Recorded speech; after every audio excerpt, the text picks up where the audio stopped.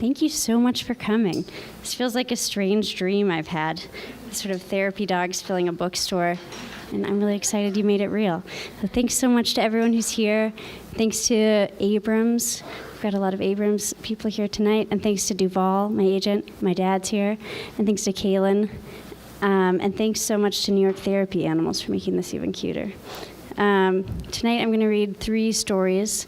The first 2 are about animals, and the third isn't. So if you're only here for the animals, you can just tune out. And I'm really excited to be here. This is a book about babies, but I should start with some bad news. I actually don't remember anything about being a baby. But everyone in this room was a baby once. It's a fact. And from what I hear, I don't remember, but people say being a baby was a happier and a simpler time. It was before the more complicated things in life really got started, like spelling and the bad parts of Twitter and choosing a haircut for your face shape. When we were babies, all the haircuts looked good. And all the animals that you know were babies once too. That's also a fact. But the similarities between baby animals and baby humans ends there. Because being a baby animal isn't happy at all. And it's anything but simple. It's not a time of pastel colors or lullabies or soft blankets. In fact, every baby animal already even has a job. Their job is to survive, and they do it in strange and bizarre ways that are never going to make it into a baby animal wall calendar or an Ann Geddes poster. And that's why I wanted to share them with you now. But you don't have to take my word for it. I'm going to prove that animal babies have it worse than human ones using this marker and easel. So first, just an example of a human baby that I like is my niece Miles. It looks bad, that's just sadder.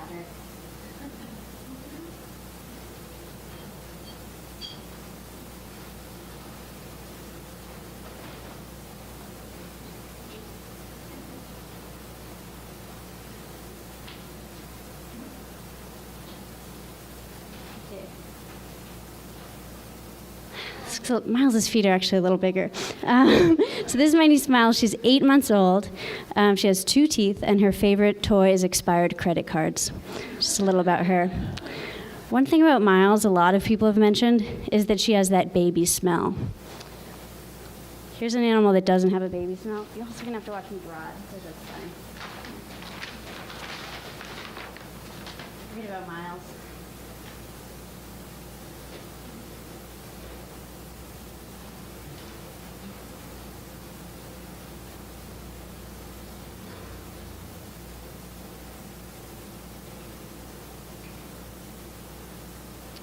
Baby rabbits do not have a baby smell. In fact, baby rabbits don't have any smell at all. Adult rabbits smell very strongly of rabbit. It's a smell that predators love. In fact, they can smell it from miles away. So baby rabbits, their non-smell is their best asset. And a rabbit parent will do everything to protect them by only visiting them once a day and feeding all 10 rabbits in 2 minutes without touching them, only to leave them alone for another day. So I think this proves, in one way, that smell-wise, human babies have it better than animal babies. That's the first one. Okay, another animal. I think I remember. Miles doesn't sleep through the night. That's sleep-wise. But there's an animal that sleeps even less than Miles. Just like sing some music or something.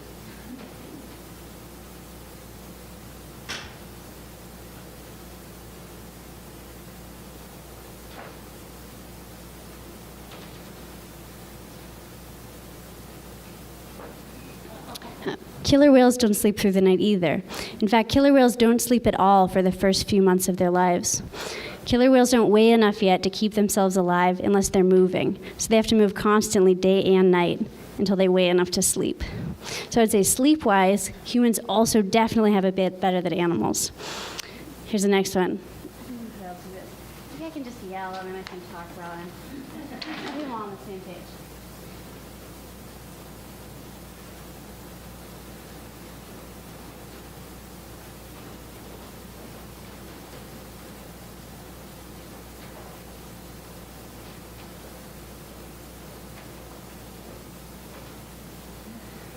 You all know what that is. People say Miles looks like her dad. No one ever tells a Labor's chameleon, which is what this is, that it looks like it's dead, because a young Labor's chameleon never meets its father or its mother or any other adult Labor's chameleons. Labor's chameleons hatch in the spring in the forests of Madagascar, and they open their eyes to find out that all the adults have died during the winter. They go about their young lives not knowing that adults exist and never seeing an adult until they become one in the summer, lay eggs in the fall, and then die, only to have the life cycle repeat the next spring. So their 7-month lifespan means that there are 5 months every year where there are no Labor's chameleons. So sort of looks-wise or adults-wise, mentors, I would say humans also have it better. There's another reason I think it's awful to be a baby animal.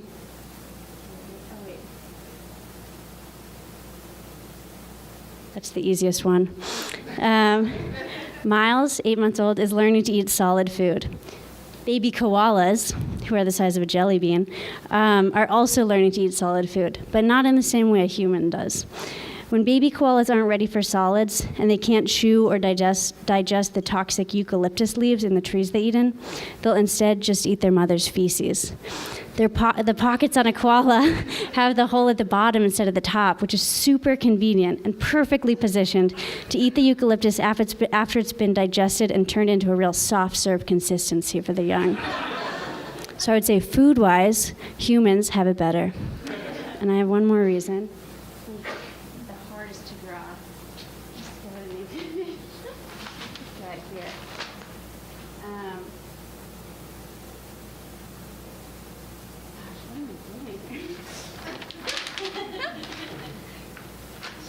Just a Monarch Butterfly. No.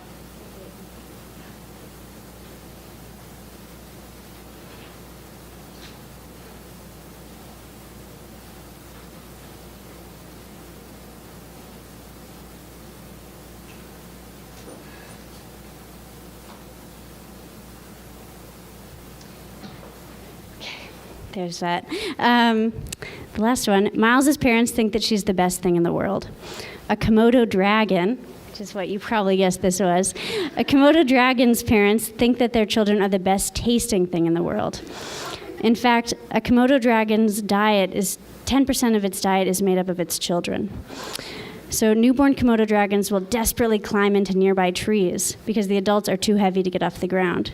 So they're safely far away from their own parents. So I hope this proves that baby animals have a pretty sad life.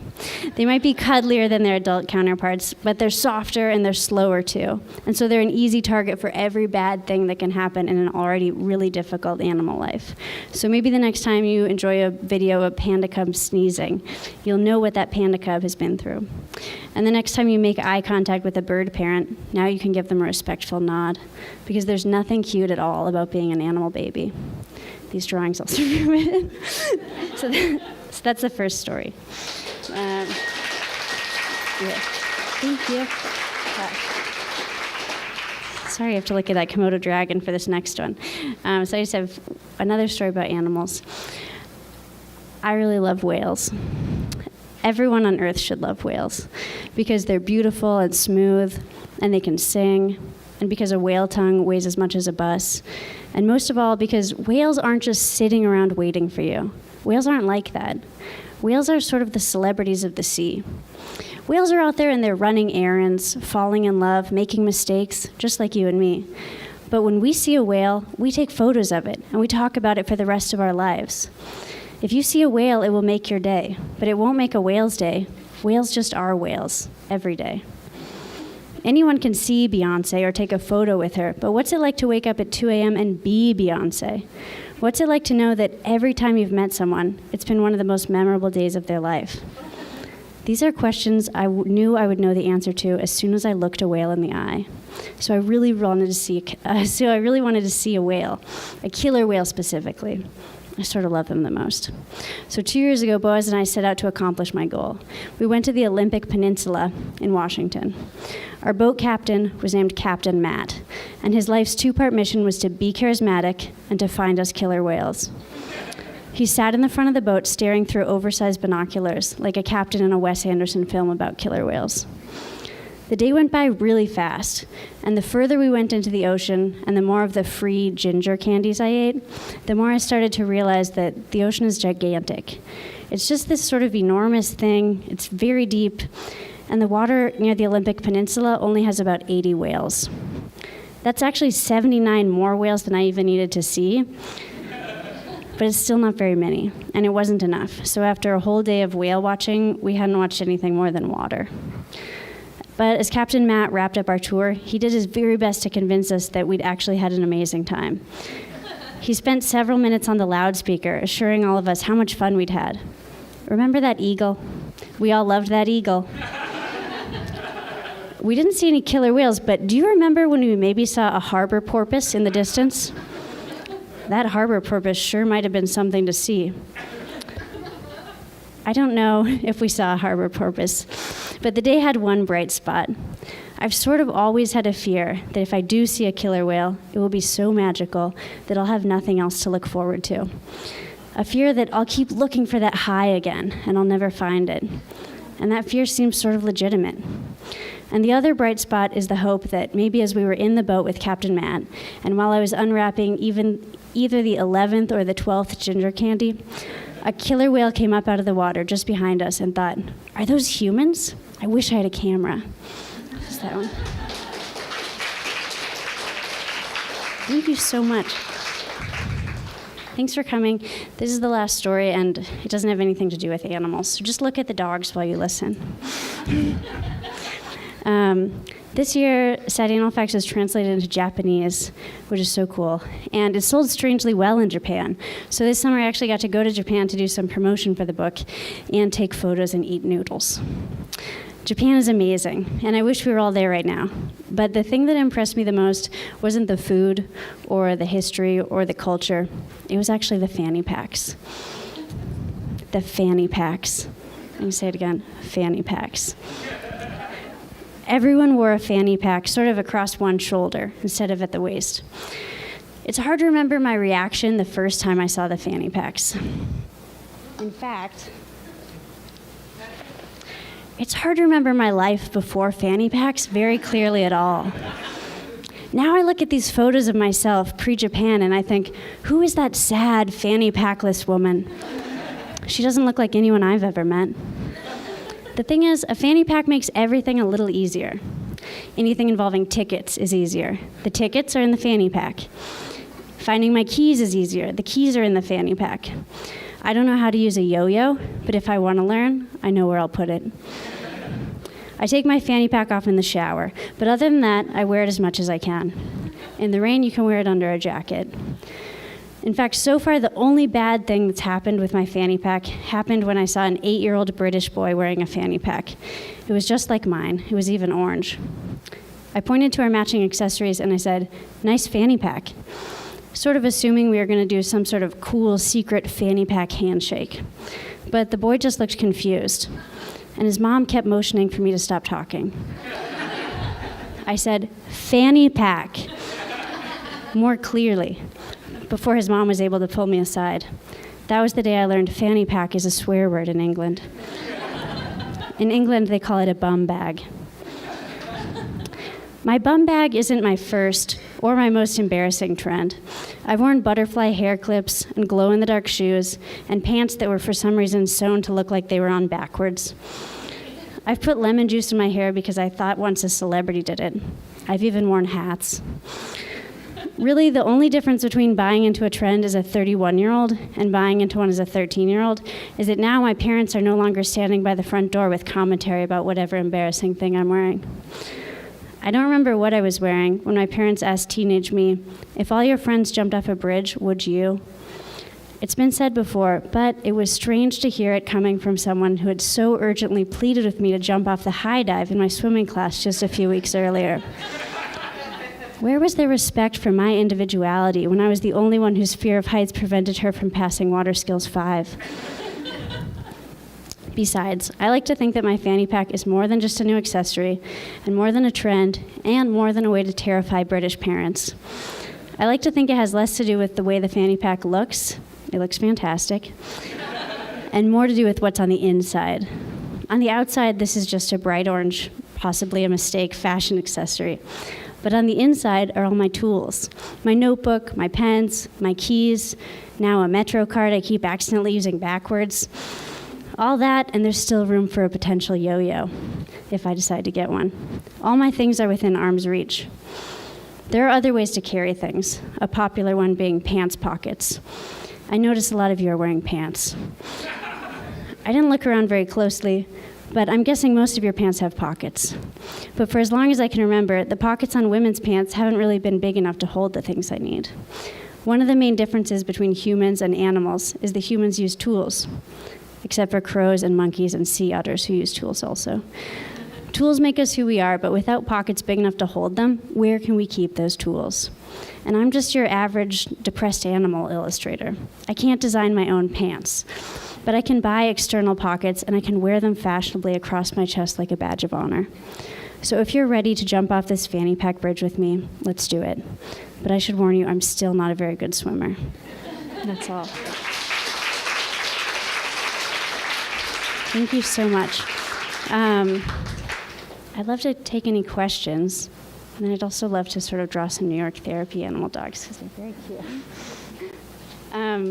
So I don't know if someone has a question, if you want to raise your hand. I have bribes also for question askers. If you raise your hand, I'll bring you the microphone also, so we can all hear you. Thank you. Coming up to the front. I know this is going to be hard to choose between all your babies, but do you have a favorite sad animal fact or baby fact? Yeah.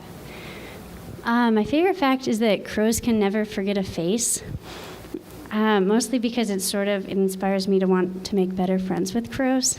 There's a scientist who lives in Washington who did a study where he took masks and he put them on, and then he sort of bothered crows in the area. And whenever he wore the mask, all the crows in the area would hate him, even the ones that hadn't been bothered earlier. They'd sort of spread the word. Also, even if you wore the mask upside down, which I don't know why he did that. And then in the reverse, if you're really nice to crows, then they'll remember your face also. And Boaz and I have been trying to make crows on our balcony by starting the Crow Friendship Station, which is 2 passport photos and a collection of peanuts that we replenish every day. And so far, we've made acquaintances with a few crows. No enemies, that's for sure. So that's my favorite sad animal fact. Thank you. Why don't you pass this down? Hi, I'm just found your book today when I got the email from Strand. So maybe a lot of people in the audience know this, but I was wondering, what made you start this? What came to you to say sad animal? Thank you. I'm glad you found it today. I've always loved animals, but I was never allowed to have a pet growing up. And I've continued that tradition by not allowing myself to have a pet now. So instead, I just read a lot about animals. And so I've always known a lot of facts, and I've always liked illustrating them. And I started drawing them and showing them to friends, but my friends found them too sad. So I thought, well, maybe I'll just keep putting these in other places. And I made a book of them, and so now everyone can be sad. Hi. I also draw things and put them on Instagram, and so I was wondering sort of how you got such a following and how you sort of got published and how that happened. Yeah, thank you. I still don't really know. I'm very surprised to be here. But at first I would put things on my own account, and none of my friends would ever like it. I think they like me, but maybe it was just a bit too sad. So I heard about something called the 100-Day Project, which is where people make something every day for 100 days. And so I started putting these sad animal facts online for 100 days. And I'm not really sure how I got a following, except that there are a lot of nice people that... The honeybee? Oh, yeah. I don't know what the honeybee is. Oh, yeah. Yeah. one of my favorite facts is that a honeybee, if it got paid minimum wage, would get $182,000 a year. So these are the type of things that when someone's eating honey and you tell it to them, it doesn't go over that well. So instead, I started putting them on Instagram, and after a few people wrote articles about it, which is really nice, then sort of I got very lucky and have a book with a very cool publisher, with a cool agent. Would you pass this on down to the end? Hi. Have you ever found a fact that was too sad to illustrate? That's a good question. I don't think any facts are too sad, but sometimes they seem too sad to make a joke about. There are a lot of animals that hold funerals, so a lot of jays and crows will hold funerals to find out how their friend died, in case there was maybe some poisoned food or cars are driving faster in the area. But then some animals hold funerals just because they sort of seem to be really grieving. So I haven't made a sad animal fact about that yet. But if you have any good punchlines for that, let me know. Thank you.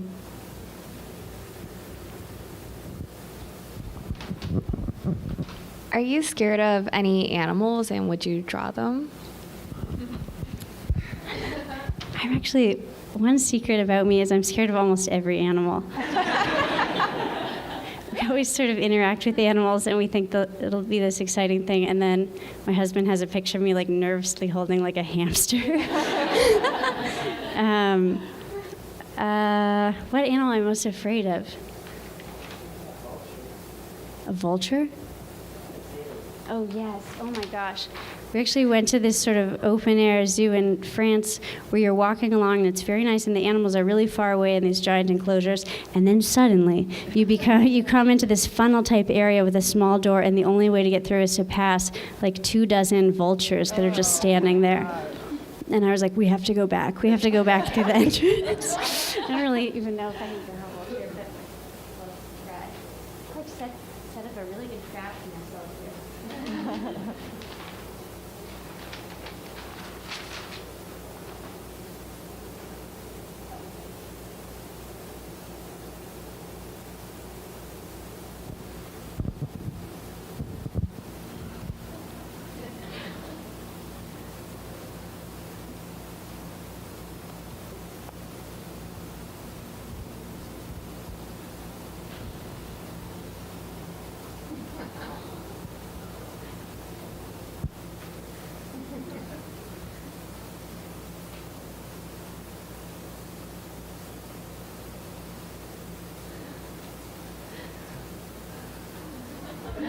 That's like practically a photo of the vultures we saw, except they were bigger. That's a really good question. Thank you. Any other questions from the audience? What do you color in, and then how do you translate that from your drawings to online or in the book? Yeah. Usually I'll color in markers or watercolors, but sometimes when I scan them, they don't look quite as nice. So my book process is this really streamlined 28-step process of drawing with pens, scanning it in, then drawing on a separate layer sort of with marker so that I can go in and smooth it out, and then a pencil layer. And also scanning that in, putting that as like a different type of layer. So also if anyone has suggestions for ways to do that better. But I sort of like the way the animals look, so I haven't made it any easier for myself. But yeah, in real life, I like drawing with watercolors better. I love the way you storytell as well as the drawings. And so even like going back and forth with your niece and the animals, would you ever consider, I guess, writing a book? I love the picture, so I'm not saying without, but I guess, yeah, like with stories outside of the sad animals. Thank you very much. I'm honestly so nervous to be here tonight. I think I'm like shaking a lot, so it means a lot to thank you very much for that. Yeah, I would really love to write a book, and my agent says it's okay to say that there's a future book coming out soon about a whale.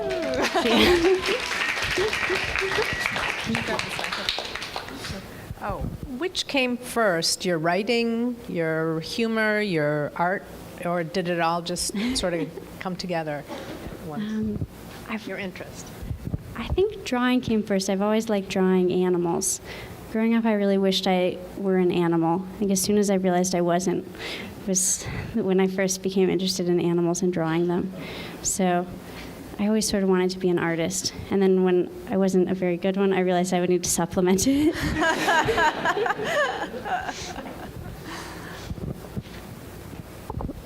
Hi, I'm curious about how do you come across the facts that you put in the books? I'm asking because I'm an ecologist and I've read a bunch of the papers that actually have these facts in them. Oh, that's so cool to meet. I'm glad you're here.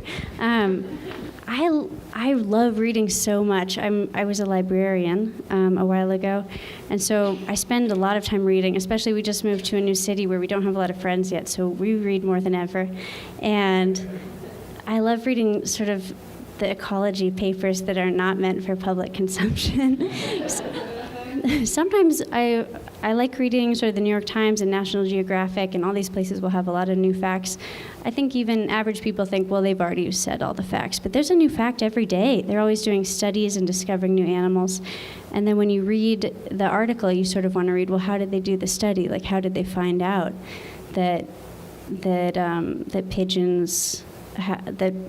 pigeons procrastinate? Like, what does that mean? what did they study? So I always like reading those, and most of them are available. Yeah. Are you vegetarian by any chance? I am vegetarian, but partly because I'm kosher also. So, but yeah, I'm also vegetarian.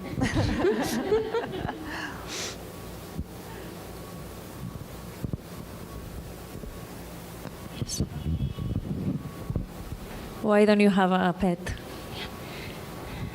That's a really good question. So we live in the Netherlands, and we really want to adopt a dog, but it's so hard to adopt a dog in the Netherlands. I think you can all really commiserate with me here. There aren't a lot of adoptable pets there. People are very responsible, and so if they have a dog, they can take care of it, or they know a nearby Dutch family member who can. So they'll ship in a few dogs from other countries every few months. But to adopt one, you need to pass this rigorous screening. You have to speak Dutch fluently. You need to have a yard. You need to work from home. So we haven't been able to get one yet. So hopefully soon we'll learn to speak Dutch fluently and get a yard. Otherwise, maybe we'll find a dog somehow. I'm really determined.